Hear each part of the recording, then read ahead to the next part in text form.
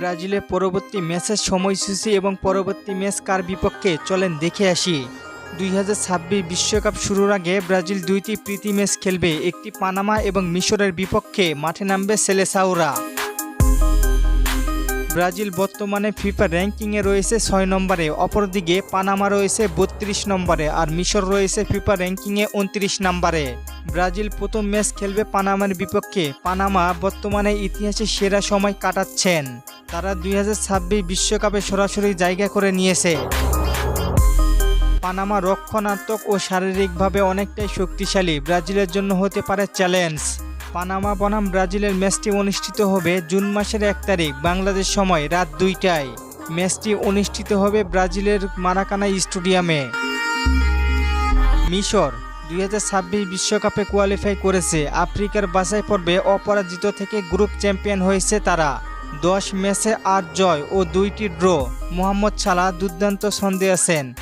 মিশর বাছাই পর্বে মাত্র 2টি গোল হজম করেছে।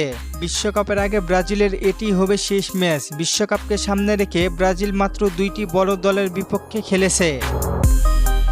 একটি ফ্রান্সের বিপক্ষে এবং অপরটি ক্রোয়েশিয়ার বিপক্ষে। ক্রোয়েশিয়ার ম্যাচে ব্রাজিল দারুণ আত্মবিশ্বাস ফিরে পেয়েছে। ব্রাজিল আক্রমণ ভাগে সবচেয়ে সেরা দল। তাদের রয়েছে ভিনিসিয়াস জুনিয়র, রাফিনহা সহ অনেক তারকা। ব্রাজিল বনাম মিশরের ম্যাচটি শুরু হবে জুন মাসের 7 তারিখ ভোর 4টায়। এই ছিল 2 ম্যাচের আপডেট।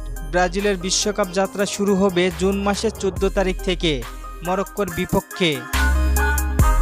20 জুন হাইতি এবং 25 জুন স্কটল্যান্ডের বিপক্ষে মাঠে নামবে সেলেসাওরা। তার আগে কার্লো আনচেলত্তি ও ব্রাজিলের জন্য অত্যন্ত গুরুত্বপূর্ণ। আর চলেন আপনাদের কমেন্টগুলো দেখে আসি। রোহান ভাই প্রশ্ন করেছেন এস্তেভাও উইলিয়াম ইনজুরি থেকে ফিরবে কবে? ভাই মে মাসে। মাসুদ ভাই প্রশ্ন করেছেন অ্যান্থনি কি বিশ্বকাপে যাবে? ভাই সম্ভাবনা রয়েছে। আরেক ভাই প্রশ্ন করেছেন নেইমার কি ব্রাজিল জাতীয় দলে ব্যাক করবে না? ভাই করবে।